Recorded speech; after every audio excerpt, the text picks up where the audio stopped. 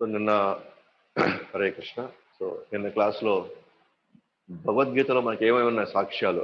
మనకి తండ్రి ఉన్నాడని, మన తల్లిదండ్రులు ఉన్నారని, మనకు ఒక గమ్యం ఒకటి ఉందని, మనం మన ఇంటికి వెళ్ళిపోవాలి అని, మన ఇల్లు ఎలాంటి ఇల్లు, మన లోకం ఎలాంటి లోకం అని. సో ఇవన్నీ మనకి భగవద్గీతలో మనకి సాక్ష్యంగా ఉంది. ఎందుకంటే మనకి శాశ్వత ఆనందం కావాలి. మనకి మనకి మన పోయేటువంటి గమ్యము అత్యంత ఆనందంగా ఉండాలి. ఓకే. కాబట్టి మనం కానీ ఇప్పుడు గమనిస్తే మనకి ఎందుకు ఇవాళ మనకి ఇక్కడ ఎందుకు మనం ఆనందంగా లేము అని అంటే మనకి తల్లిదండ్రులు మనకు తెలియదు, మనం మర్చిపోయినాం, లేదా వాళ్ళు ఎవరో మనకు తెలియదు, లేదా వాళ్ళ నుంచి మనం గొడవ పెట్టుకుని ఇక్కడికి వచ్చేసాం. సో మొత్తానికి ఏంటంటే మన అనాథలం అయిపోయినాం అనమాట. సో కృష్ణుడు భగవద్గీతలో మనల్ని ఇన్వైట్ చేస్తున్నాడు. ఎస్, నేనే నీ తండ్రిని అని చెప్పేసి. ఒక అనాథకి ఒక తండ్రి దొరికితే, ఓకేనా, బహుశా మన ఎమోషన్స్ ని మనం అంత రిలేట్ చేసుకోలేమేమో. అది నిజంగా ఆ పరిస్థితిలో ఉన్న వాళ్ళమే తన జీవితానికి ఎంత పరిపూర్ణత ఏర్పడుతుంది, తనకి ఎంత భరోసా వస్తుంది, తన జీవితం ఎంత ధైర్యంగా ఉంటారు ఒక అనాథకి వాళ్ళ తల్లిదండ్రులు ఎవరో తెలిస్తే. సో సో మనకు కూడా ఎక్కడి నుంచి వచ్చామో, ఇక్కడికి ఎందుకు వచ్చామో, ఏ పరిస్థితుల్లో మనం వచ్చి ఇక్కడ ఇరుక్కున్నామో, సో ఈ తల్లి గర్భంలోకి రాకముందు మనం ఎక్కడి నుంచి వచ్చామో, లేదా ఈ జీవితం అయిపోయిన తర్వాత మనం ఎక్కడికి వెళతామో, సో ఇవి మనకి గందరగోళంలో కొంతమందికి ఈ జిజ్ఞాసులు ఉన్నారు. కొంతమంది ఎక్కడి నుంచి వచ్చామో ఏంటని. సో భగవద్గీత మనకి పర్ఫెక్ట్ గా మనకి దానికి కావాల్సినటువంటి వివరాలు మనకి ఇక్కడ ఇస్తా ఉందన్నమాట. సో శాశ్వత ఆనందం కావాలంటే మన తల్లిదండ్రులకు వెళ్ళిపోవడమే, మన ఇంటికి వెళ్ళిపోవడమే అనమాట. అదే ఫస్ట్ అండ్ మన ఫైనల్ ఒరిజినల్ సొల్యూషన్ అనమాట మనకి అది. సో నిన్న మనం క్లాస్లో సో దానికి సంబంధించినటువంటి కొన్ని సాక్ష్యాలు తీసుకున్నాము. సో 9వ అధ్యాయం 17వ శ్లోకంలో పితాహమస్య జగతో మాతాదాత పితామహ వైద్యం పవిత్రమోంకారం రిక్ సామ యజురేవచ. సో ఇక్కడ మాతా దాత పితామహ, సో మొత్తం ఈ సర్వ సృష్టి సో నా యొక్క రక్షణలో ఉంది. ఓకే. సో నా నుంచి ఇదంతా వచ్చింది, మొత్తం అన్నిటికీ నేనే మూలంగా ఉన్నాను అన్నట్టుగా. సో మాతని నేనే, పితామహుని నేనే, దాతని నేనే అంటున్నాను. అలాగే 14వ అధ్యాయం 4వ శ్లోకంలో అహం బీజ ప్రదాపిత అంటున్నాడు. సో మొత్తానికి బీజాన్ని నేనే అంటున్నాడు. ఓకేనా. సో ఎవరైనా సరే, ఇక్కడ ఎక్కడి నుంచి ఎవరు వచ్చినా సరే, ఏ పదార్థం వచ్చినా సరే, బీజాన్ని నేనే అంటున్నాడు కృష్ణుడు. సర్వ యోనీషు కౌంతేయ, అంటే యోనీలు అంటే మనకు అంతా కదా, మనం జీవరాశులు పలానా విధంగా మనం గర్భం తీసుకుంటాం అన్నమాట. జంతు యోనీలు, మనుషు యోనీలు, చెట్ల యోనీలు. సో ఎక్కడి నుంచి అయితే మనం వస్తామో, కానీ ఆ బీజాన్ని నేనే అంటున్నాడు కృష్ణుడు అన్నమాట. సో 9వ అధ్యాయం 25వ శ్లోకంలో ఇతరులను పూజిస్తే మనకు వచ్చేటువంటి ఫలం ఏంటి, ఎక్కడికి వెళ్తాము? యాంతి దేవా వ్రతాదేవన్ పితృన్యాంతి పితృవ్రత భూతాని యాంతి భూతేజ యాంతి మాధ్యాజితోపిమాం. దేవతలు పూజిస్తే దేవతల లోకాలకు వెళ్తారు, పితృని పూజిస్తే పితృలోకాలకు వెళ్తారు, భూతాలను పూజిస్తే భూత ప్రేతల లోకాలకు వెళ్తారు, నన్ను పూజిస్తే నా లోకానికి వస్తారు. సో ఏదైతే ఇప్పుడు సనాతన ధర్మంలో, హిందూ ధర్మం చెప్తున్నారో, ఎవరిని పూజించినా ఒకటే, ఎక్కడికి వెళ్ళినా ఒకటే, ఏం చేసి ఒకటే అన్నారు, అది కంప్లీట్గా రాంగ్ కాన్సెప్ట్ అన్నమాట. అది 100% మనం దాన్ని మనం నమ్మడానికి లేదు. సో భగవద్గీతలో సుస్పష్టంగా చెప్పబడింది కృష్ణుడు. ఓకే. ఎవరిని పూజిస్తే వాళ్ళు అక్కడికే వెళ్తారు మనం. సో అందుకే మనకి 8వ అధ్యాయం 16వ శ్లోకంలో ఆ బ్రహ్మ భువనాలోక పునరావర్తినో అర్జున మాముపేత్యతు కౌంతేయ పునర్జన్మ న విద్యతే. ఆ బ్రహ్మ భువనాలోకాలు, భౌతిక లోకాలు 14 లోకాలు ఉన్నప్పుడు, బ్రహ్మలోకం నుంచి అధమలోకం వరకు నువ్వు ఏ లోకాలకి వెళ్ళినా సరే పునరావర్తినో అర్జున, నువ్వు మళ్ళీ తిరిగి రావాల్సిందే. మాముపేత్యతు కౌంతేయ, బట్ నువ్వు మాముపేత్య, నువ్వు నా దగ్గరకు వస్తే పునర్జన్మ నా విద్యతే, నువ్వు మళ్ళీ పునర్జన్మ ఎత్తాల్సిన అవసరం రాదు. సో ఎవరైతే అంటున్నారో నాకు మళ్ళీ పునర్జన్మ వద్దు, నేను మళ్ళీ ఇక్కడ జన్మ ఎత్తకూడదు, నేను ఇక్కడ మళ్ళీ ఈ పరిస్థితిలో నేను రాకూడదు, ఇలాంటి కుటుంబాల్లోకి నేను రాకూడదు, ఇలాంటి కర్మలు నేను మళ్ళీ అనుభవించకూడదు అనుకుంటున్నారు, సో అల్టిమేట్గా మనం కృష్ణ లోకానికి లేదా వైకుంఠ లోకానికి వెళ్ళిపోవాలన్నమాట. ఇంకా అది కాకుండా మనం ఇంకే లోకానికి వెళ్ళినా మళ్ళీ మనం తిరిగి వచ్చేస్తాం. సో నేను చెప్పాను కదా, మన స్వర్గలోకాలకు వెళ్ళినా కూడా మన పుణ్యం క్షీణించిన తర్వాత మళ్ళీ మనం ఈ లోకానికి వచ్చేస్తాం. దానికి సాక్ష్యం 9వ అధ్యాయం 21వ శ్లోకంలో ఉందన్నమాట. నేను పెట్టలేదు, ఇవాళ నేను యాడ్ చేశాను అనమాట. తేతం భుక్త్వా స్వర్గలోకం విశాలం క్షీణే పుణ్యే మర్త్యలోకం విశంతి ఏవం త్రయీ ధర్మం అనుప్రపన్న గతాగతం కామ కామ లవంత. సో నేను మొత్తం వివరించట్లేదు, బట్ ఎంత అవసరం అంత వివరిస్తున్నాను. ఇక్కడ అన్ని శ్లోకాలు అలాగే వివరిస్తున్నాను, బట్ రేపు మనం మెయిన్గా భగవద్గీతలోకి వెళ్ళిన తర్వాత అప్పుడు కొంచెం ఎలాబొరేట్గా మనం డిస్కస్ చేసుకుంటాం. సో తేతం భుక్త స్వర్గలోకం విశాలం.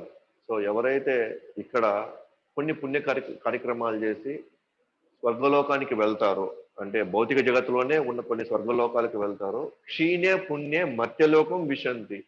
పుణ్యం క్షీణించిన తర్వాత మర్త్యలోకం అంటే ఎక్కడైతే చావు ఉంటుందో ఆ లోకాలకి విశంతి, తిరిగి వచ్చేస్తారు. మళ్ళీ ఖచ్చితంగా మళ్ళీ ఆ లోకాల్లో పడిపోతారు అన్నమాట. సో తేతం భుక్త్వా స్వర్గలోకం విశాలం క్షీణే పుణ్యే మర్త్యలోకం విశంతి. సో పుణ్యం క్షీణించిన తర్వాత మళ్ళీ యథావిధంగా ఈ భూలోకానికి. సో ఈ లోకాలని మర్త్యలోకాలు అంటారు. మర్త్యలోకాలు అంటే ఎక్కడైతే చావు ఉంటుందో మృత్య లోకాలు ఉంటాయి. మర్త్యలోకానికి మళ్ళీ తిరిగి వచ్చేస్తాం అనమాట. సో నిన్న మనం స్వర్గలోకాలు, తర్వాత భౌతిక లోకాలు, ఆధ్యాత్మిక లోకాలు. సో భగవంతుడి నుంచి ఈ 2 రకాల సృష్టిలు వస్తాయి. ఒకటి ఆధ్యాత్మిక లోకం, రెండోది భౌతిక లోకాలు. ఆధ్యాత్మిక లోకాలు నిరంతరంగా ఉండబోతాయి, శాశ్వతంగా ఉండబోతాయి. ఆధ్యాత్మిక లోకాల్లో వైకుంఠ లోకాలు ఉంటాయి. సో మనం ఏ విష్ణు అవతారానికి మనం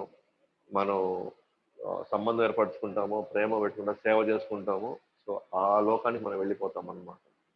రాముడు మనం కానీ పూజించిన రాముడిని తలుచుకొని చచ్చిపోతే మనం అయోధ్య ధామానికి వెళ్తాం. అట్లాగే మధుర, ద్వారక, తర్వాత గోలోకానికి కృష్ణుడిని ఏ భావంలో మనం పూజిస్తామో ఆ భావం దగ్గర ఆ లోకానికి వెళ్ళిపోతాం. అయితే ఇక్కడ ఏ లోకానికి వెళ్ళినా కూడా మనం తిరిగి రామన్నమాట. సో ఇది మన ఆధ్యాత్మిక లోకాలు. అలాగే భౌతిక లోకాల్లో మనం చూసాము. భౌతిక లోకాలు ఇవన్నీ కూడా బ్రహ్మాండాలు అంటారు. ఇవన్నీ కూడా మహావిష్ణువు యొక్క శ్వాస నుంచి వస్తాయి. ఆయన ఒకసారి ఊపిరి వదిలినప్పుడు అనేక బ్రహ్మాండాలు బయటకు వస్తాయి. ఒకసారి మళ్ళీ ఊపిరి పీల్చుకున్న తర్వాత అన్ని బ్రహ్మాండాలు లోపలికి వెళ్ళిపోతాయి అన్నమాట. సో ఒక్కొక్క బ్రహ్మాండంలో 14 లోకాలు ఉన్నాయి. ఆ 14 లోకాలు స్వర్గలోకాలు ఉన్నాయి, నరక లోకాలు ఉన్నాయి, మధ్యలో భూలోకం ఉంటుంది. సో మనం పుణ్య కార్యక్రమాలు, మంచి కార్యక్రమాలు, దేవతల కార్యక్రమాలు ఇవి చేసామనుకోండి, ఈ జగత్తులోనే మనం తిరుగుతూనే పైకి కిందకి తిరుగుతూనే ఉంటాం మనం.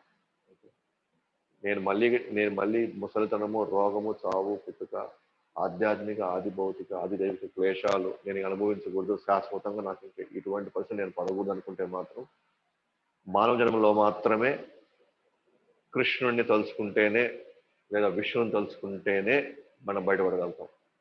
లేకపోతే ఇక్కడే మళ్ళీ తిరుగుతాం. పోదామా వద్దా, ఇక్కడే ఉందామా మన ఇష్టం. ఓకే. సో కంప్లీట్గా మనకు అస్వతంత్రం ఉందన్నమాట. భగవంతుడు బలవంతంగా లాగడు, ఇంకెవరో బలవంతంగా ఇక్కడ ఉంచరు. మనకి పోవాలనుకుంటే భగవంతుడు హెల్ప్ చేస్తాడు, ఇక్కడే ఉండాలనుకుంటే భగవంతుడు కూడా హెల్ప్ చేస్తాడు, ఇక్కడే ఉండాలనుకో. సో కంప్లీట్గా మన చాయిస్ అన్నమాట ఇక్కడ. సో మన ఇల్లు ఎక్కడుంది? 8వ అధ్యాయం 15వ శ్లోకంలో మాముపేత్య పునర్జన్మ దుఃఖాలయం శాశ్వతం నాప్నువంతి మహాత్మన సంసిద్ధిం పరమం గతః. సో నన్ను చేరుకునేటువంటి మహాత్ములు వాళ్ళు పరమగతిని పొందారు కాబట్టి వాళ్ళకి మళ్ళీ పునర్జన్మ ఈ దుఃఖాలయంలో అశాశ్వత ఈ లోకంలో వాళ్ళు మళ్ళీ తిరిగి జన్మించరు. 15వ అధ్యాయం 6వ శ్లోకంలో నా లోకం ఎలాంటి లోకం, మన ఇల్లు ఎలాంటి ఇల్లు, నా తద్భాసయతే సూర్య నా శశాంకం నా పావక. సో మన ధామము, సో మన లోకాలు ఎట్లాంటి లోకాలంట, శాశ్వతంగా అక్కడ సూర్యుడు అవసరం లేదంట, చంద్రుడు అవసరం లేదు, అక్కడ ఎటువంటి మంటలు కూడా అవసరం లేదు, లేదా ఎటువంటి విద్యుత్ అవసరం లేదంట. దేనికి? వెలిగించడానికి. ఎందుకంటే అవి స్వయం ప్రకాశం, శాశ్వతం. సో ఎవరెవరు ఏ లోకానికి వెళ్ళి ఆ లోకం చూడగానే తిరిగి రాకపోతే ఇక్కడ సాధన చేసుకొని ఏ లోకానికి వెళ్తే వాళ్ళు తిరిగి రారో ఆ లోకం నా లోకం, ఆ పరంధామం నా ధామం అంటున్నాడు కృష్ణుడు. అంటే ఏ లోకానికి వెళ్తే మళ్ళీ మనం తిరిగి రామో ఆ లోకం నా లోకం అంటున్నాడు కృష్ణుడు. 8వ అధ్యాయం 21వ శ్లోకంలో అవ్యక్తోక్షర ఇత్యుక్త తం ఆహు పరమం గతిం యం ప్రాప్యాన నివర్తంతే తద్ధామ పరమం మమ. సో ఈ ఆధ్యాత్మిక లోకం మనకి కనబడేటువంటి లోకాలు కాదు, అవి ఎప్పుడు కూడా శాశ్వతంగా ఉండే లోకాలు. అవి ఎప్పుడు కూడా ఎక్కడ కూడా అవి ఆ, ఎప్పుడు కూడా డిస్ట్రాయ్ కావన్నమాట. అవి నాశనం చెందిన లోకాలు. ఆ లోకాల్లోకి ఎవరైతే ప్రవేశిస్తారో వాళ్ళు మళ్ళీ తిరిగి రారు. ఆ లోకం నా పరంధామం. మళ్ళీ రిపీట్ చేస్తాను కృష్ణుడు, ఎందుకంటే మళ్ళీ మనకు డౌట్ వస్తుందేమో ఒక్కసారి చెప్తే. అందుకని మళ్ళీ చెప్తున్నాడు అనమాట. ఇప్పుడు ఈ భగవద్గీతని రామానుచార్యులు, శంకరాచార్యులు, మధ్వాచార్యులు వాళ్ళు నమ్ముతున్నారు. నమ్మారు కాబట్టి చూసారు వాళ్ళు ఇవన్నిటికీ వాళ్ళ అనుభవం చెందారు ఇవన్నీ కూడా, కాబట్టి మనకు చెప్పారు. ఓకే.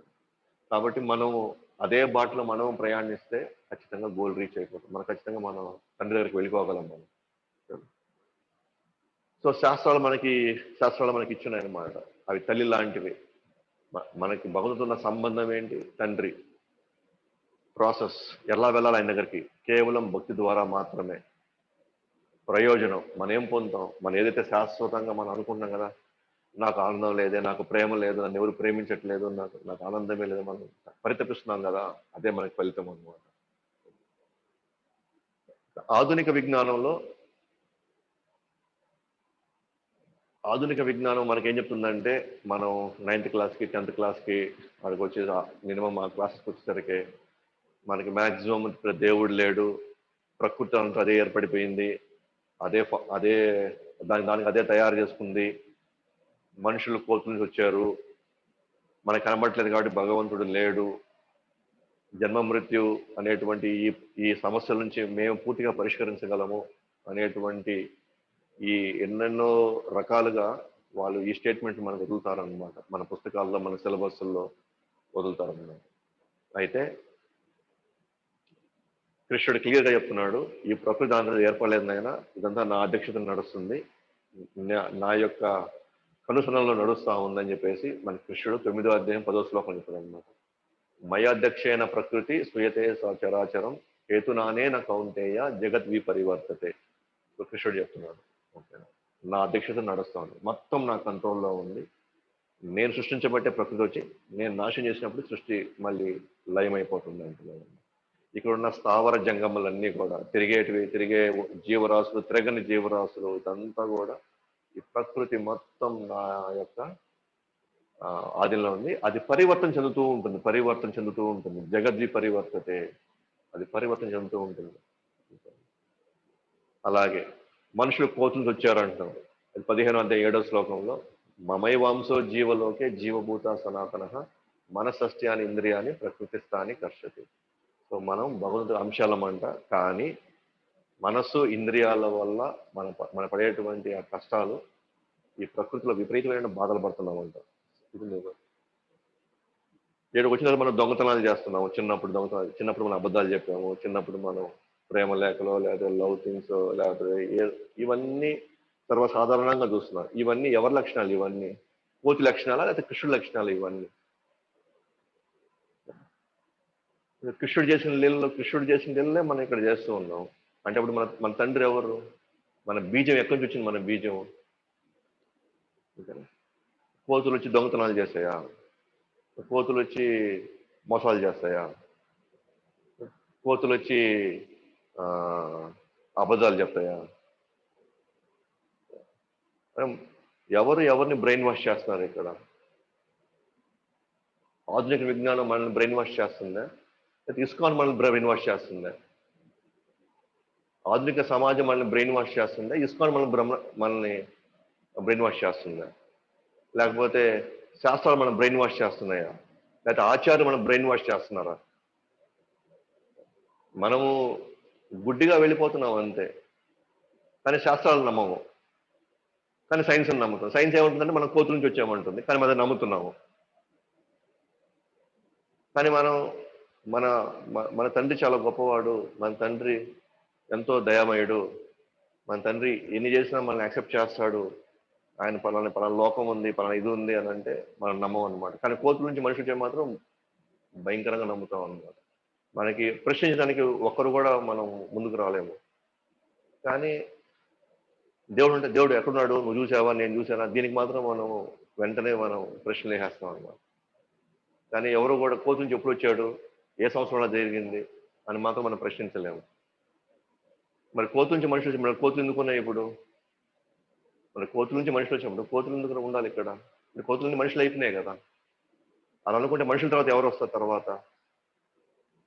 ఏ సంవత్సరం జరిగింది? ఎవరికైనా ఒక సాక్ష్యం అని చూసారు ఇప్పటి వరకు? ఒక సాక్ష్యం ఇవ్వగలిగారా? ఎస్, పలానా సంవత్సరంలో, పలానా నెలలో, పలానా రోజులో ఈ కోతి నుంచి ఈ మనిషి పుట్టాడు అని. అంటే మనం ఏ స్థాయిలో మనం లోపల ఇదైపోయామంటే మనకే తెలియదు అనమాట. కృష్ణుడు అంటే కంటికి కనబట్టలేదు కాబట్టి భగవంతుడు లేడు అంటున్నాడు. ఆయన అంటున్నాడు, మత్తఃపరతరం నాణ్యత్ కించిదస్తి ధనంజయ మయీ సర్వమిదం ప్రోక్తం సూత్రే మణిగణయి. నాకంటే మించిన పరమ సత్యం లేదని అసలు క్లియర్ చేస్తున్నాడు. అంటే కొంతమంది ఫస్ట్ నిరాకారం ఉండింది, నిరాకారం నుంచి కృష్ణుడు వచ్చాడు, నిరాకారం నుంచి మిగతా అందరూ వచ్చారండి. కృష్ణుడు చెప్తున్నాడు, నాకంటే మించిన పరమ సత్యం లేదు, ఇంకా ఆయనకంటే మించి ఇంకేదో నిరాకారం అంటే ఏం లేదు. ఈజ్ హైయెస్ట్ పరం అంటే సుప్రీం, అంటే సుప్రీం అంటేనే ఆ పదం మనం అర్థం తెలుసుకోవాలా, ఆయనకి మించిన వాళ్ళు లేరు అని. ఆ తర్వాత ఏమంటున్నాడు, ఎస్, ఎట్లాగైతే మణిహారంలో దారం ఉంటే ఆ మణిహారం ఎంత అందంగా ఉంటుందో, ముత్యాల హారం ఎంత అద్భుతంగా ఉంటుందో, మనం ఎంత దాన్ని ఇష్టపడతామో, ఆ డిజైన్కి కానివ్వండి, అది అది అమర్చిన విధానంలో కానివ్వండి, మనం ఎంత ఆనందపడతామో, అది అంత అందంగా ఉండడానికి మనకు కనబడినటువంటి దారం ఉంది లోపల.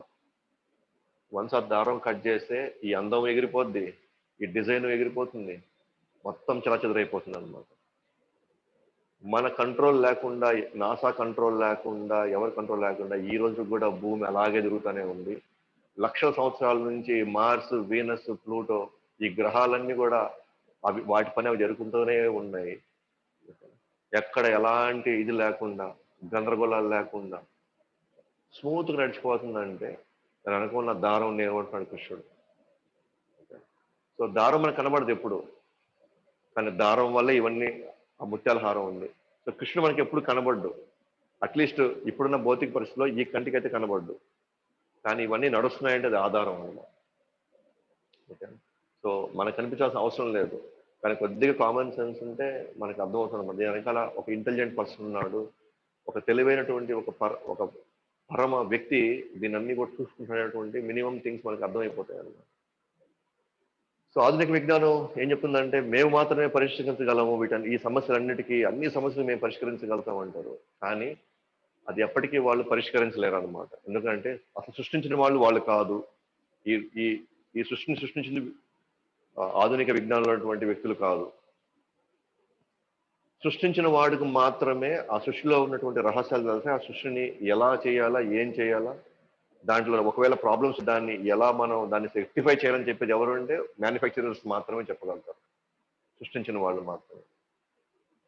ఈ సృష్టిని వాళ్ళు సృష్టించినప్పుడు ఓకే, సో వాళ్ళు ఎలా దీనికి పరిష్కారం ఇవ్వగలుగుతారు? ఇవ్వలేరు. వాళ్ళు జిజ్ఞాసులు, అంతకంటే కాదు.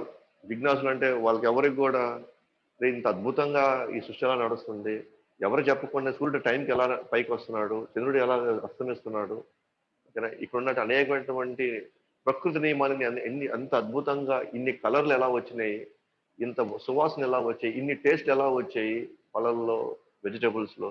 మనం ఎవరు వచ్చే విత్తనాలు, మనం ఎవరు వచ్చే దున్నలేదే. ఓకేనా, ఈ రకరకాల పూల చెట్లని ఎలా వచ్చినాయి. సో ఇవన్నీ జిజ్ఞాసులు అంటే వెతుకుతారు, ఆలోచిస్తారు ఎందుకు ఇలా జరుగుతుంది, ఎక్కడి నుంచి వచ్చింది ఇదంతా అని.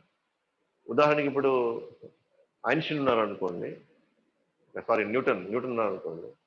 ఆయన ఆయనే ఫస్ట్ టైము పైనుంచి యాపిల్ కింద పడంగానే ఆయనకి తట్టింది అనమాట, ఇదేంటి ఇది, వేసిన ప్రతి వస్తువు కింద పడుతుంది అని. కానీ అంతకుముందు ఉన్న వాళ్ళు ఎవరు ఆలోచించాలా, కింద పడింది తినేసి వెళ్ళిపోయారు. దాని తర్వాత ఉన్న వాళ్ళు మనం ఆలోచించట్లే. బట్ ఒక వ్యక్తి మాత్రం ఆలోచించాడు, ఎందుకు జరుగుతుంది ఇట్లాగా. గురుతత్వ ఆకర్షణ శక్తి, గ్రావిటేషనల్ ఫోర్స్ అని. తర్వాత ఆయనకి ఆల్రెడీ ఆ ఫోర్స్ ఇక్కడ ఉంది, దాన్ని డిస్కవర్ చేశాడు. ఆయన తయారు చేయాలి ఆ ఫోర్స్ ని. దయచేసి ఎలా అనుకున్నాడు ఈయన న్యూటన్ లా కనిపెట్టాడు అని. అది ఆయన తయారు చేయాలి, అది ఉన్నదాన్ని మన వెలుగులో మనకు అర్థమయ్యేలాగా వెలుగులో తీసుకొచ్చాడు అంతే. న్యూటన్ కనిపెట్టినా కనిపెట్టకపోయినా మనం దాని గురించి దాని గురించి మనం తెలుసుకోకపోయినా గురుత్వాకర్షణ శక్తి ఇక్కడ ఎప్పటికీ ఉంటుంది. అది చాలా మంది భ్రమలో ఉన్నారనమాట. ఆహా, ఈ గ్రావిటేషనల్ లాని ఈయన కనిపెట్టాడు అని, అంటే ఈయన తయారు చేశాడు అని.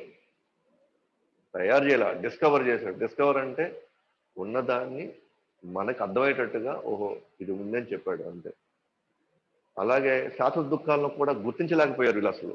ఆధునిక విజ్ఞానం అసలు జన్మ మృత్యు జరా వ్యాధి అసలైనటువంటి దుఃఖాలని వీళ్ళు ఇంతవరకు అసలు గుర్తించలా.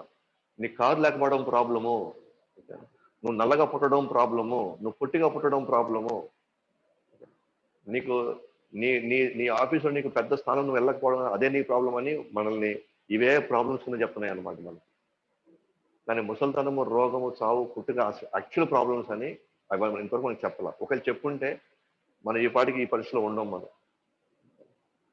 వీళ్ళకి అసలు భవిష్యత్తు పట్ల అసలు అవగాహనే లేదు. ఈ తర్వాత ఏమవుతుంది, దీని పరిణామాలు ఎలాగుంటాయి, దీని ఈ ఈ భూమి కొంతకాలం అయిన తర్వాత ఏ విధంగా అది పరిణామం చెందుతుంది, ఏమాత్రం అవగాహన లేదు. ఇంకోటి ఒకవేళ వాళ్ళు నిజంగా కానీ పరిష్కరిస్తే, చావు కానీ వాళ్ళు పరిష్కరిస్తే, చావు నిజంగా కానీ చావుని తప్పించేటట్టుగా వాళ్ళు నిజంగా కానీ కొన్ని మందులు కానీ తయారు చేస్తే అప్పుడు ఏం జరుగుతుందో మీరే చూడండి. సో చావు నుంచి కానీ నిజంగా మనం కానీ తప్పించేస్తే పుట్టిన వాళ్ళందరూ కూడా అందరూ చావు లేకుండా ఉంటే ఎవరికి కూడా ఈ భూమి సరిపోద్ది అందరిని పెట్టుకోవడానికి? ఇప్పుడున్న నీళ్ళు సరిపోతాయా అందరు తాగడానికి? ఇక్కడ ఉండేటువంటి తినే పదార్థాలు అందరికి సరిపోతాయా? మరి వీళ్ళందరూ ఇల్లు ఎక్కడ కట్టుకోవాలి? వీళ్ళందరూ ఇప్పుడు ఏం పండించుకోవాలి, ఎక్కడ పండించుకోవాలా? నిజంగా చావుకు పరిష్కారం ఇస్తే వీళ్ళు కానీ ఓకే, అప్పుడు బతికిన వాళ్ళందరికీ వీళ్ళు ఏం చేస్తారు నెక్స్ట్? చావకపోతే వీళ్ళందరికీ ఏం తయారు చేస్తారు? మనమైతే కంప్యూటర్ చిప్లు అయితే తినలేం కదా, వాళ్ళ పొటాటో చిప్స్లు తిన్నట్టు కంప్యూటర్ చిప్స్ అయితే తినలేం కదా, నట్లు బోల్ట్లు అయితే మనం తినలేం కదా. అప్పుడు ఏం చేస్తాం మనం? కాబట్టి ఈ సృష్టి గురించే అవగాహన లేని వాళ్ళు ఈ సృష్టిలో ఏదో చేయాలని ట్రై చేస్తున్నారు. ఈ సృష్టిలో అవగాహన లేని వాళ్ళు ఏదో ఒకటి చేస్తే అది వికటిస్తుంది అనమాట. సో వికటించి మళ్ళీ మనకి వినలేని అనర్థాలు తీసుకొని వస్తాయి. సింపుల్ ఎగ్జాంపుల్, చైనాలో ఎక్కడో వాళ్ళు ఏదో ఎక్స్పెరిమెంట్ చేయబోయి ఏదో బయోటెర్రరిజమో అదో ఏదో చేయబోయి ప్రపంచం అంతా నాశనం అయింది. జపాన్లో న్యూక్లియర్ రియాక్టర్స్ తయారు చేశారు, మనం చేద్దామని. ఆ మధ్య ఒక పెద్ద భూకంపం వచ్చి ఆ తర్వాత పెద్ద ఫ్లడ్స్ వస్తే వాళ్ళ కళ్ళ ముందరే అవన్నీ కూడా ఎగిరిపోయినాయి. అవన్నీ కూడా ఒక చిన్న ప్రకృతి విలయ తాండవానికి మనం అల్లాడిపోయే మనం ఏ విధంగా మనం వచ్చి పరిష్కారం ఇవ్వగలుగుతాం ఇక్కడ? అందుకే కృష్ణుడు అంటున్నాడు, మ్యానుఫ్యాక్చర్ చేసింది ఆయన కాబట్టి దీంట్లో లోపాలు చెప్తున్నాడు. ఈ లోపాలు ఉన్నప్పుడు కూడా మనం ఎట్లా ఇక్కడ కొంచెం ప్రశాంతంగా కొద్దిగా ఆనందంగా ఏ విధంగా ఉండాలో చెప్తున్నాడు. కానీ అల్టిమేట్ చెప్తున్నాడు, ఇది కాదు నీ లోకము, నా లోకం నీ మెయిన్ పాయింట్. కాబట్టి మానవుని మెచ్చిన మనం ఇది అర్థం చేసుకొని కొద్దిగా శ్రద్ధ పెట్టి కొద్దిగా మనం దాని గురించి కూడా కొద్దిగా సాధన చేయగలిగితే ఏవైతే మరి ఇప్పుడు మనం డిస్కస్ చేసామో భగవద్గీత మనకి రియలైజేషన్స్ వస్తాయి, మనకి సాక్ష్యాలు దొరుకుతాయి, మనకి అనుభవాలు వస్తాయి అన్నమాట. కాబట్టి ఆధునిక విజ్ఞానంతో ఇక్కడ ఏమీ చేయలేము. ఇక్కడ కొంత మనం వాడుకోవచ్చు, కొన్నిటికి మనం ఇబ్బంది పడవచ్చు. కానీ మన శాశ్వతంగా మనకు పొందాలనేటువంటి ఆనందం, ప్రశాంతత దొరకదు. ఎందుకంటే అసలు అది ఏంటో, ఎలా ఉంటుందో, అది ఎలా తీసుకురావాలో కూడా ఆధునిక విజ్ఞానంలో ఉండే వాళ్ళకి ఎవరికి తెలియదు. కాబట్టి మనకి ఒకటే అవకాశం ఉంది, ఒకటే రూట్ ఉంది, ఒకటే మార్గం ఉంది అనమాట. గురు పరంపరలోని గురువుని ఆశ్రయించాలా, శాస్త్రాలు తెలుసుకోవాలా, దాంట్లో ఉన్నటువంటి నియమ నిబంధనలు మనం పాటించాలా, మనం ఆ సాధన చేయాలా, అంతిమంగా నారాయణ గోవింద మాధవ కేశవ అనుకుంటూ కంచి పెట్టుకెళ్ళిపోవాలి. దానికి మించి మనం ఏదైనా చేశాము అని అంటే ఓకే, డెఫినెట్గా దాని పరిణామాలు మనమే చూస్తాం. డాక్టరు గుండె జబ్బు ఉంది, ఇదిగో నువ్వు ఇవి తిను, ఈ మందులు వేసుకో, ఈ నియమాలు పాటించాలి అని చెప్పాడంటే ఆ హార్ట్ పేషెంట్ అవి పాటించడం ఆయనకేం మంచిది. నేను ఎందుకు పాటించాలి, నాకేం అవసరం, నేను అట్లా చేయను అనుకోండి, డాక్టర్కి ఏం కాదు అక్కడ. సో ప్రాబ్లం వస్తే హార్ట్ పేషెంట్కే వస్తుంది. ఇక్కడ చేసే మన ఏదైతే మన ప్రకృతికి విరుద్ధంగా మనం ఏదో అది చాలా పెద్ద టెక్నాలజీ చేసేసుకుంటున్నాము, చాలా హై ఎండ్లోకి వెళ్ళిపోతున్నాము, చాలా అద్భుతాలు తయారు చేస్తున్నాము అని ప్రకృతితో కానీ మనం ఆడుకున్నట్లయితే ప్రకృతి మనల్నే కాదు మన తోటి వాళ్ళు కూడా నాశనం చేసేస్తాం. ఓకేనా? కాబట్టి ఈ ఈ మెషిన్లో ఉన్నాము, ఈ భౌతిక ప్రకృతిని ఒక పెద్ద మెషిన్లో ఉన్నాము. ఆ మెషిన్ తయారు చేసింది భగవంతుడు, కృష్ణుడు. అక్కడ ఎలా ఉండాలా, ఏం చేస్తూ ఉండాలా, ఎలాంటివి చేస్తే మనం సేఫ్గా ఉంటాం, ఏం చేస్తే మనం డేంజర్లో పడతాము, మొత్తానికి మనం దీని నుంచి మనం బయటపడబడడం మేలు, నా నా ఇంటికి వచ్చేయడం మేలు, మీరు నా ధామానికి వచ్చేయడం మేలు అని చాలా ఆ, ఆ, దయతో కరుణతో మనకి మనం మన బుజ్జగిస్తూ చెప్తున్నాడు అనమాట భగవద్గీతలో. లేదు అనుకుంటే మాత్రం దానికి మనమే బలవుతాం అన్నమాట. అందుకనే 12వ అధ్యాయం 6వ శ్లోకంలో ఏతు సర్వాణి కర్మాణి మయి సన్యస్య మత్పర అనన్యేనైవ యోగేన మాం ధ్యాయంత ఉపాసతే. నీ కర్మలన్నీ నీ కర్మలన్నీ నా కోసం ఉపయోగించు, నీ మనసంతా కూడా నా మీదే పెట్టు, నీ నీ సంబంధం నాతోనే పెట్టుకో, నువ్వు చేసే నీ ధ్యాయంత ఉపాసతే, నువ్వు చేసే ధ్యానం కూడా నా మీదే పెట్టు. కంప్లీట్గా నువ్వు నువ్వు కంప్లీట్గా నా మీదే, నా గురించే, నా కొరకే నువ్వు చెయ్యి, ఏదైనా చేసినా సరే. దాని రిజల్ట్ ఏంటి? 12వ అధ్యాయం 7వ శ్లోకంలో తేషాం అహం సమృద్ధార్థం మృత్యు సంసార సాగర భవామి నచిరాత్పార్థ మయ్యావేశతి చేతసాం. అప్పుడు నేను సముద్రార్థ అంటే నేను వచ్చి నిన్ను మృత్యు సంసార సాగరం నుంచి నేను బయటికి లాగేస్తాను. సముద్రాత అంటే నేను బయటికి లాగేస్తాను. దేంట్లో నుంచి? మృత్యు సంసార సాగరం నుంచి. భవామి నచిరాత్పాద, నచిరాత్ అంటే ఏమాత్రం ఆలస్యం చేయకుండా అతి త్వరగా వస్తాను నేను. మయ్యావేశన చేతసాం.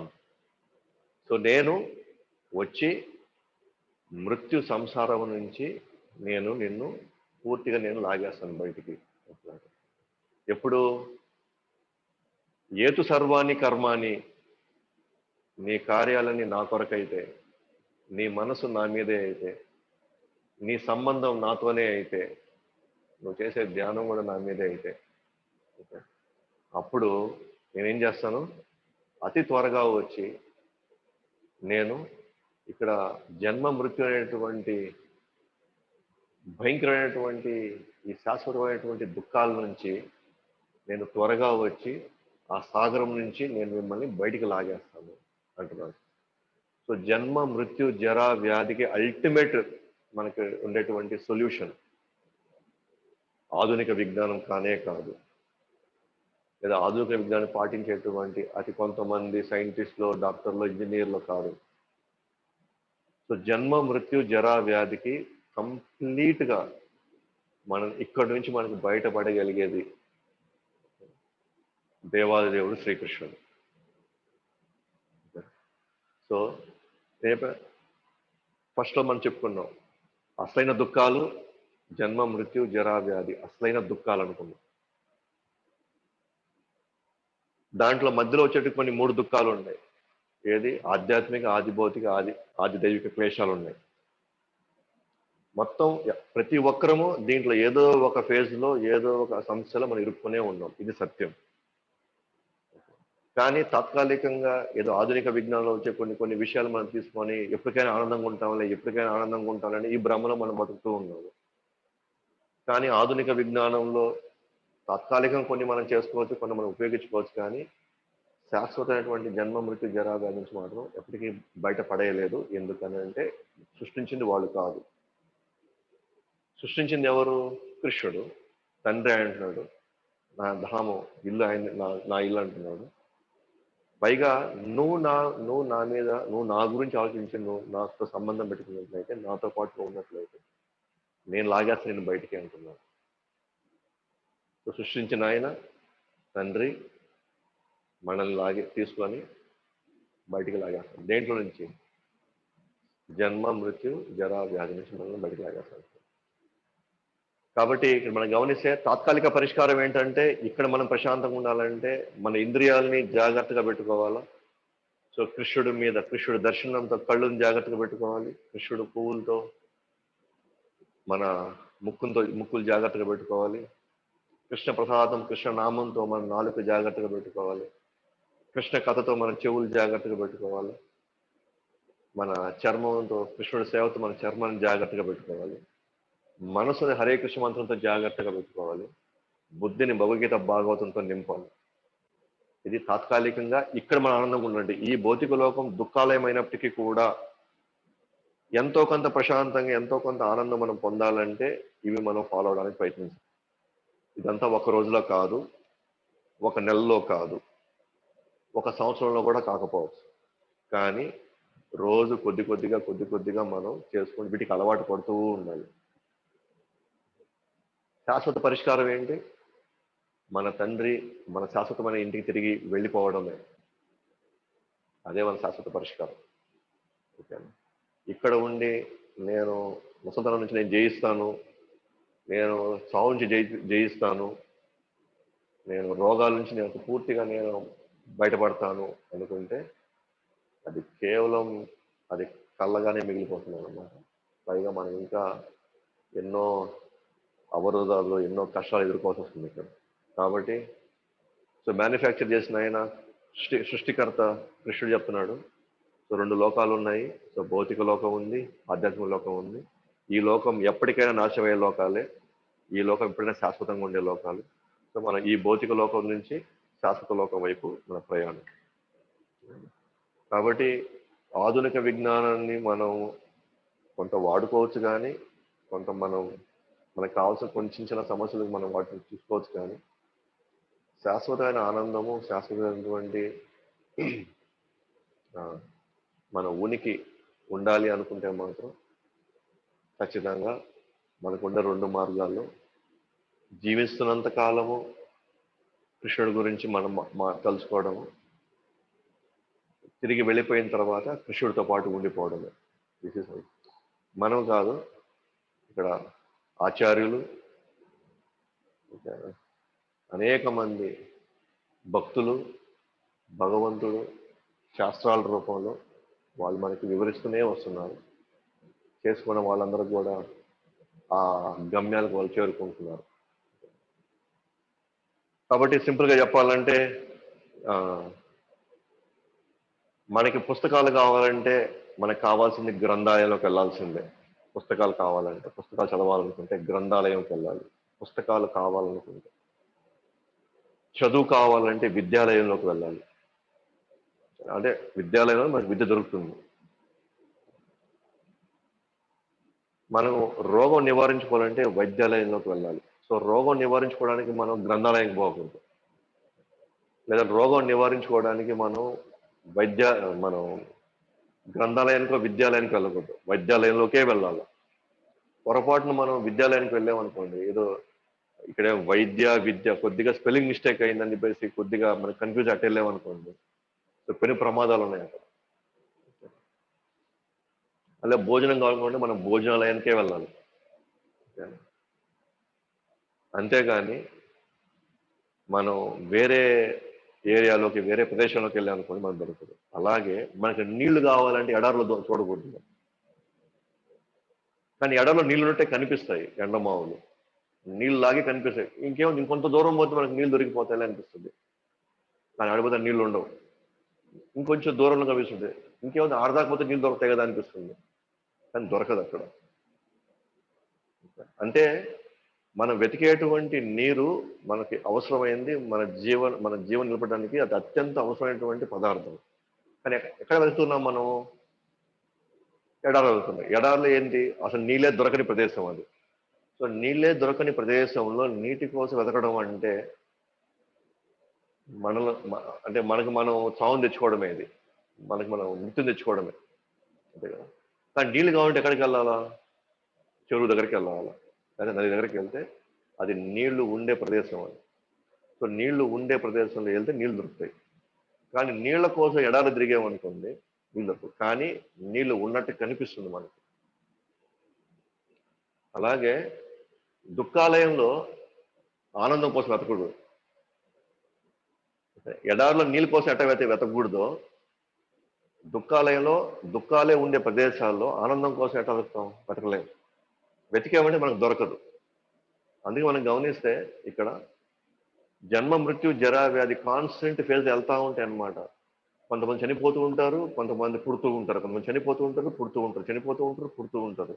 ఇది మనకి మీ మీ స్క్రీన్లో లెఫ్ట్ సైడ్లో ఉండే ఫోటోలో జీవరాశులు వస్తూ ఉంటే, గుర్రాలు, ఏనుగులు, రకరకాల అన్ని రకాల జీవరాశులు ఇక్కడ వస్తూనే ఉంటాయి. ముసలితనము రోగం పుట్టుగా చావు, ముసలితనం రోగం పుట్టుగా చావు, ఇది కాన్స్టెంట్ సైకిల్ అనమాట. ఇది ఎక్కడ కూడా మనిషి ఇక్కడ ప్రశాంతంగా లేడు. ఒకవేళ ఉంది అంటే అది కేవలం తాత్కాలికంగా ఉంటుంది. అది కూడా మన ఇంద్రియాల యొక్క ఇంద్రియ సుఖం అంటారు కదా, కొద్దిగా సుఖం అది అంతే. అది శాశ్వత సుఖం కాదు. ఓకేనా? కానీ ఈ ఈ దుఃఖాలయంలో మనం ఆనందం కోసం వెతకడం అంటే నిజంగా మనం చాలా పెద్ద పొరపాటు చేస్తున్నట్టే. మన పరిస్థితి చూస్తే ఇప్పుడు హృదయం అంతా గాయాలు ఉన్నాయి, కానీ పైకి మాత్రం నవ్వుతున్నాం. లోపలే హృదయం అంతా గాయం అయిపోయి, ఏంది ఏంది ఇలాగైపోయింది, ఏంది అలాగుంది, వీళ్ళెవరు నాతో ఎందుకు సరిగ్గా ఉండట్లేదు, వాళ్ళు ఎందుకు అంత మాటలు అన్నారు, నాకు ఎందుకు, నేను ఎంత కష్టపడి నాకు ఎందుకు లాస్లు వస్తున్నాయి అని కాన్స్టెంట్గా లోపల విపరీతమైనటువంటి బాధలు ఉన్నాయి అందరికీ. కానీ పైకి మాత్రం నవ్వుతున్నాం అనమాట. ఎందుకంటే ఇక్కడ ఇది శాశ్వతంగా నవ్వు లేదా ఆనందం ఉండేటువంటి లోకం కాదు. మనకు కావాలనుకుంటే, మనం పోవాలనుకుంటే మనం బ్యాక్ టు కృష్ణ అంతే. వైకుంఠానికి వెళ్ళిపోవడం, వైకుంఠ లోకాలకు వెళ్ళిపోవడం. ఎందుకంటే అది ఆనంద నిలయం అనమాట. ఆనందం మాత్రమే దొరికే నిలయం అది. ఎలాగైతే చెరువులో మాత్రమే మనకి నీళ్లు దొరుకుతాయో, ఆనందమే శాశ్వతంగా కావాలనుకుంటే ఆనంద లోకాలకు వెళ్ళాల్సింది. అది వైకుంఠ లోకాలు. వైకుంఠ లోకాల్లో జన్మ మృత్యు జరా వ్యాధి ఉండవు. ఆధ్యాత్మిక, ఆది భౌతిక, ఆది దైవిక క్లేశాలు ఉండవు అక్కడ. శాశ్వతంగా ఉంటాం, ఆనందంగా ఉంటాం. ఓకే. కానీ దుఃఖాలయంలో నేను ఆనందంగా ఉన్నానుకుంటే మాత్రం ఎడారిలో మనం నీటి కోసం వెళ్తున్నట్టే అనమాట. సో సో ఫైనల్గా ఈ టాపిక్ వచ్చాము.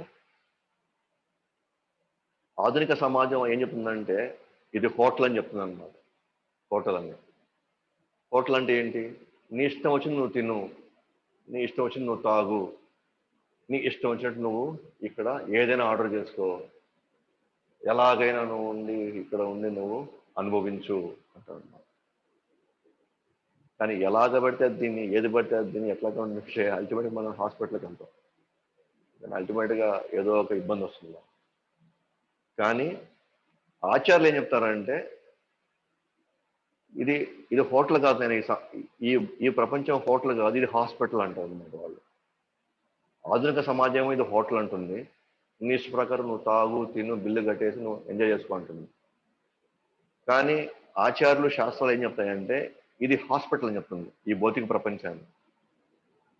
అంటే హాస్పిటల్ కోసం ఎందుకు వెళ్తాము? మనలో ఉన్న రోగాలు తగ్గించుకొని త్వరగా ఇంటికి వెళ్ళిపోవాలి మనం. ఓకే.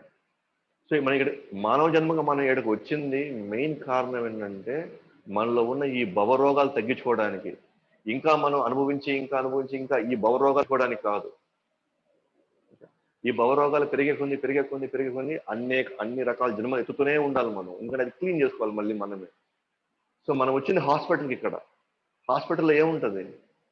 కొన్ని నియమాలు పాటించాలి, కొన్ని మాత్రలు వేసుకోవాలి, కొన్ని మనం కొన్ని రెస్ట్రిక్షన్స్ మనం ఫాలో అయితేనే వ్యాధి తగ్గి మనం హ్యాపీగా ఇంటికి వెళ్ళిపోవచ్చు. నేను హాస్పిటల్ అనుకోకుండా నేను హోటల్ అనుకున్నాను అనుకోండి, ఆల్రెడీ నాకు రోగం ఉంది. ఇంక నేను చేసే పనులు, నేను చేసేటువంటి మోసాలు, నేను చేసేటువంటి అంటే అనుభవించడానికి నేను ఏమైనా చేయొచ్చు అనమాట ఇక్కడ. నేను దక్కించుకోవడానికి నేను ఏమైనా చేయొచ్చు అనమాట ఇక్కడ.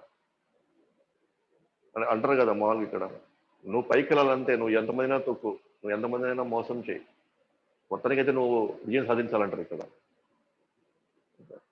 కానీ పొరపాటున మనం హోటల్ అనుకోని కానీ మనం కానీ చేసామంటే భవరోగాలు పెరిగిపోతాయి అన్నమాట. కానీ మన ఆచార్యుల మాట విని నేను వచ్చిన ఇక్కడ హాస్పిటల్కి ఇక్కడ నేను ఎక్కువ అనుభవించడానికి కాదు, నేను కొన్ని నియమాలను పాటించి నేను శాశ్వతంగా ఇంటికి వెళ్ళిపోవాలని కానీ అనుకుంటే మాత్రం మనం త్వరగా రికవర్ అయిపోయేసి మన ఇంటికి వెళ్ళిపోతాము, వైకుంఠానికి వెళ్ళిపోతాం. అలా కాకుండా మనకంటే మించిన వాళ్ళు లేరు, లేకపోతే ఇదంతా సామ్రాజ్యం మందే అన్నట్టుగా, ఇదంతా నాకే దక్కాలి, ఇదంతా నా సొత్తు అని ఇటువంటి పరిస్థితులు మనం ఉన్నట్లయితే మన రోగాలు ఇంకా పెంచుకొని అప్పుడేమవుద్ది, గర్వం ఇంకా పెరిగి, క్రోధం ఇంకా పెరిగి, మోహం ఇంకా పెరిగి, ఇంకా మదము మాత్సర్యము ఇవన్నీ పెంచుకొని అప్పుడు ఏం జరుగుతుంది, ఇవన్నీ ఉంటే ఖచ్చితంగా మళ్ళీ మనం తిరిగి రావాల్సిందే ఇక్కడికి. అప్పుడు ఇంకొన్ని ఎక్కువ జన్మలు మళ్ళీ ఎత్తాల్సిందే, మళ్ళీ మనం ఇంకెక్కువ కష్టాలు పడాలి, ఇంకెక్కువ పాపాలు చేయాలి మళ్ళీ మన దగ్గరికి వచ్చి. సో అంతే. బట్ హాస్పిటల్ కానీ అనుకుంటే I have come here for treatment, నేను వచ్చిన ఇక్కడ ట్రీట్మెంట్ నేను తీసేయాలి, నేను ఆచార్యుని డాక్టర్ కింద తీసుకొని వాళ్ళు ఇచ్చే సలహాలు సూచనలు తీసుకుంటే, గురువుని డాక్టర్గా అనుకొని, శాస్త్రాన్ని ప్రిస్క్రిప్షన్ లాగా తీసుకొని, దాంట్లో డాక్టర్ చెప్పింది ప్రిస్క్రిప్షన్లు ఇచ్చింది నేను కానీ పాటిస్తే నేను ఈ రోగాల నుంచి బయటపడి నా ఇంటికి నేను వెళ్ళిపోవచ్చు అన్నమాట ఇక్కడ. లేకపోతే శాశ్వతంగా ఇక్కడే రోగాలతో మనం ఇబ్బంది పడతా ఉంటాం అన్నమాట. సో కాబట్టి మనం ఈ కాన్సెప్ట్ మార్చుకోవాలన్నమాట. ఇక్కడ వచ్చి నేను అనుభవించడానికి, నేను నా యొక్క సత్తా చూపించడానికి, నేను ఏ స్థాయిలో నేను అధికారం చెలాయించడానికి అని ఇదే అసలు ఇక్కడ మనం పెట్టుకోవడానికి లేదన్నమాట. మన హాస్పిటల్ అనుకొని మనకి చాలా రేర్గా ఈ మానవ జన్మ వచ్చింది. ఈ మానవ జన్మని మనం రైట్ వేలో మనం ఉపయోగించుకొని మనం డాక్టర్ ఇచ్చే ప్రిస్క్రిప్షన్ మనం బాగా ఫాలో అయ్యి, ఆచార్యుడు ఇచ్చేటువంటి సూచనలు, ప్రిస్క్రిప్షన్లో వచ్చేటువంటి మందులు మనం ఫాలో అయితే మనం ఖచ్చితంగా మనం బయటపడతాం అన్నమాట. సో డాక్టర్ ఇచ్చిన ప్రిస్క్రిప్షన్లో 4 వేసుకోమంటాడు, 4 అవాయిడ్ చేయమంటాడు, వదిలేయమంటాడు, వాటి జోలికి పోవద్దు అంటాడు. సో ఏంటి 4 మనం వేసుకోవాలి అంటే ABCD, ఓకేనా? ABCD. ఏ అంటే అసోసియేషన్, అంటే అసోసియేషన్ అంటే ఎవరితో సాంగత్యం, ఎవరితో భక్తులతో సాంగత్యం చేసుకోవాలి ఇక్కడ. ఈ అవగాహన ఉన్న వాళ్ళు, భగవద్గీత భాగవత అవగాహన ఉన్న వాళ్ళు, సాధన చేసేవాళ్ళు లేదా అటువైపు ప్రయాణం చేసేవాళ్ళు, వాళ్ళతో మనం ఎక్కువ సాంగత్యం చేస్తే ఇవి మనం చేయాల్సిన పనులు ఇక్కడ. అప్పుడే అంటే ఈ మాటల రూపంలో మనం వేసుకోవాల్సినటువంటి పదార్థాలు అన్నమాట. ఏ అసోసియేషన్ సాంగత్యం, బి బుక్స్ భగవద్గీత భాగవతము శాస్త్రాలు, బి వచ్చి books, C chanting Hare Krishna మంత్రం జపం, హరే కృష్ణ కృష్ణ కృష్ణ హరే హరే, హరే రామ రామ రామ హరే హరే. డి డైట్ సాత్విక ఆహారం ప్రసాదం రూపంలో లేదా సాత్వికంగా మనం తీసుకుంటే, ABCDల్ని మనం పాటిస్తూ ఏమేమి వదిలేసుకోవాలా, మత్తు పదార్థాలు, మత్తు పానీయాలు వదిలేసుకోవాలి, మాంసం సంబంధించిన పదార్థాలు వదులుకోవాలి. 3 వ్యభిచారం. సో భార్య భర్త, సో వాళ్ళు తప్ప ఇంకా ఎవరి గురించి కానీ, ఇంకా వేటి గురించి కానీ, ఇంక ఏ రూపంలో కానీ మనం ఎటువంటి కనెక్షన్స్ కానీ మనం పెట్టుకోవడానికి వెళ్ళలేదు. ఓకే. డి సారీ తర్వాత గ్యాంబ్లింగ్, జూదం. ఏదైనా సరే ఈజీ మనీ వచ్చేది, ఈజీగా వచ్చే దాంట్లో ఈజీగా, అంటే మనం 10 రూపాయలు పెట్టి మన 1,00,000 రూపాయలు రావాలి. అది ఏది చేసినా సరే, అది ఏ రూపంలో ఉన్నా సరే, ఈజీ మనీ కోసం కానీ పరిగెత్తే పరిస్థితులు కానీ ఉంటే మాత్రం మనం చాలా ఇబ్బంది పడతాం అన్నమాట. పేకాట్లు, దాయాలు, ఇంకా ఇప్పుడైనా రమ్మి. ఇప్పుడు కలియుగంలో ఎలాగైతే నాశనం చేయాలో అన్ని రకాలుగా నాశనం చేస్తారన్నమాట. మీరు రమ్మి స్టార్ట్ చేయండి, మేమే డబ్బులు వేస్తాము. ఎట్లా వెళ్తున్నాము అంటే ప్రతిదీ కూడా డబ్బు ఓరియంటెడ్ అయిపోయి డబ్బు కోసమే మనం జీవిస్తున్నట్టుగా మనల్ని ఆ విధంగా మనం బానిసలు చేసి పడేసి, మనకంటూ ఒక ఆలోచన, మనం అంటూ ఎలా ఉండాలి అనేటువంటి మనకి ఆ ఆలోచనే మనకి రానియట్లేదు వీళ్ళు. మనం ఎట్లా ప్రయాణిస్తున్నాము, ఎటువైపు ప్రయాణిస్తున్నాము అనే ఇదే థాటే మనకి రానియరు అనమాట. అసలు మన సమాజం అలా ఉందండి. కాబట్టి మత్తు పానీయాలు, మాంసము, మూడోది వ్యభిచారం, 4 జూదం.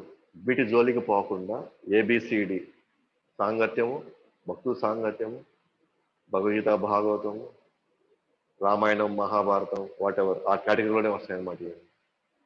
సి చాంటింగ్, జపం, హరే కృష్ణ జపం. డి డైట్, ప్రసాదం లేదా సాత్విక ఆహారం. సో ఈ 4 తీసుకోవాలి. ఈ 4 వదిలేసేస్తే మన హాస్పిటల్లో మంచి ట్రీట్మెంట్ తీసుకున్నట్టు అర్థం అన్నమాట. మన వ్యాధి త్వరగా మన నుంచి వెళ్ళిపోతుందని అర్థం. మనం త్వరగా ఇంటికి చేరుకుంటామని అర్థం. సో డాక్టర్ ఇచ్చినటువంటి ఈ మందుల్ని వదిలేయమన్నటువంటి ఆ పదార్థాలని మనం తీసుకుంటే త్వరగా రికవర్ అయిపోతాం. సో మనం కృష్ణుని నమ్ముకుంటూ, ఆచార్యులను నమ్ముకుంటూ, శాస్త్రాలను నమ్ముకుంటూ మన పనులు మనం చేసుకుంటూనే మినిమం ఈ ప్రిన్సిపల్స్ కొన్ని మనం ఫాలో అవడానికి, ఇదంతా ఒక రోజు జరగదు. ఇదంతా ఒక రోజులో జరిగే పనులు కాదు ఇవన్నీ. కానీ మనం మనసులో పెట్టుకోవాలి.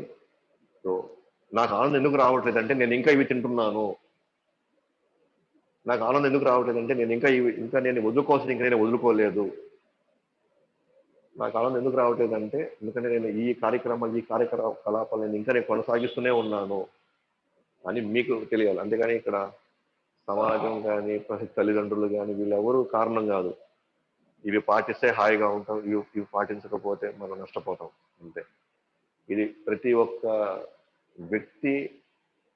వ్యక్తిగా మనం ఈ సుఖం పడాలా లేకపోతే కష్టపడాలనేది మన చాయిస్ ఉంది మనకి. సో మనం దాన్ని 100% మనం ఎలా వెళ్ళదలుచుకుంటే మన జీవితం మనకి అలా తీసుకెళ్తున్నాం. సో కాబట్టి ఈ సెషన్ నేను ఇక్కడ క్లోజ్ చేస్తున్నాను.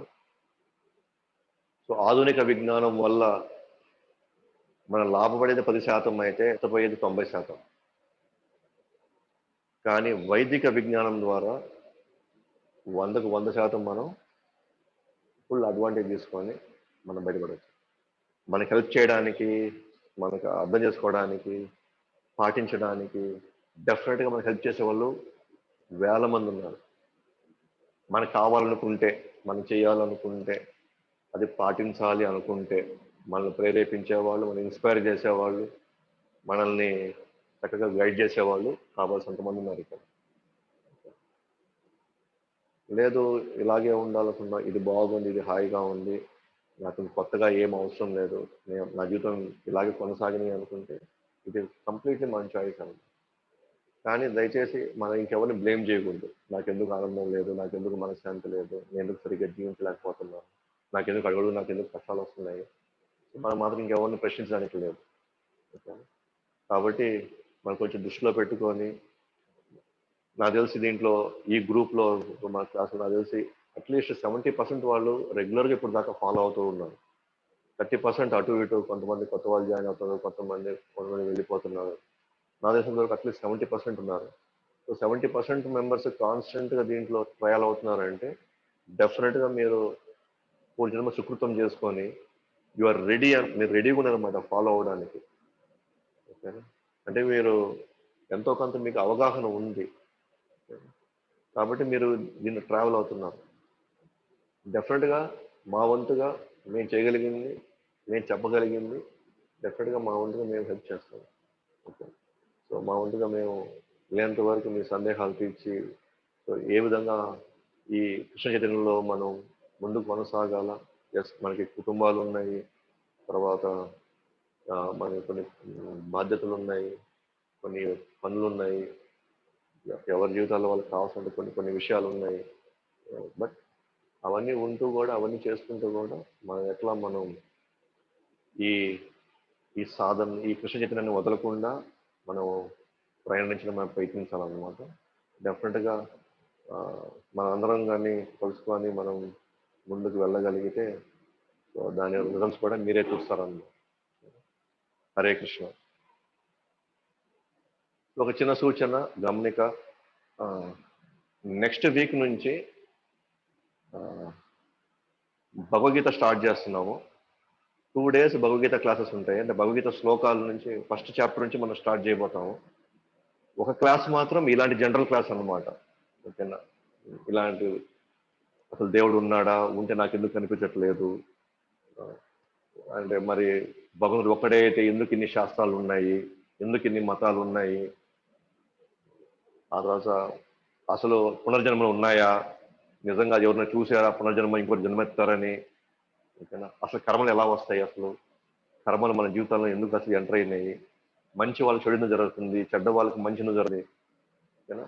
ఇవైతే ఈ మన ఎన్నో సంవత్సరాలుగా ఈ బేసిక్ కాన్సెప్ట్స్, బేసిక్ క్వశ్చన్స్కి మనకి ఆన్సర్స్ దొరక్క మనం ఎట్లయితే సతమతం అయ్యాము, సో ఆ క్వశ్చన్స్ అన్నిటికీ ఒక క్లాస్లో నేను ఒక ఒక ఒక ఒక ప్యాటర్న్ ప్రకారంగా, ఒక పద్ధతి ప్రకారంగా నేను అది చేసుకుంటూ వస్తాను.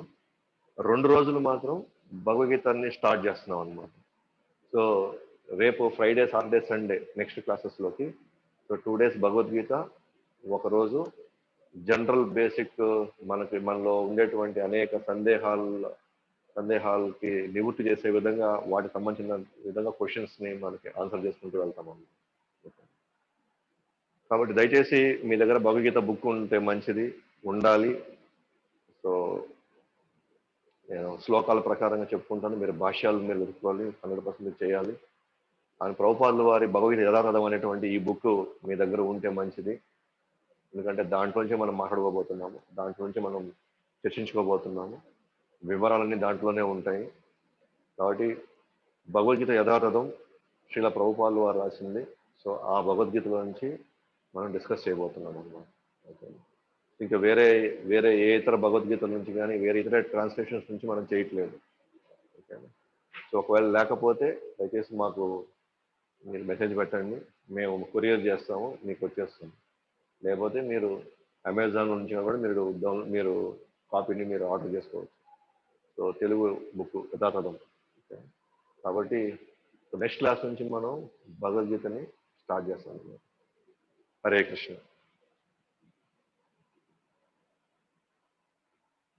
సో ఎవరికైనా ఏదైనా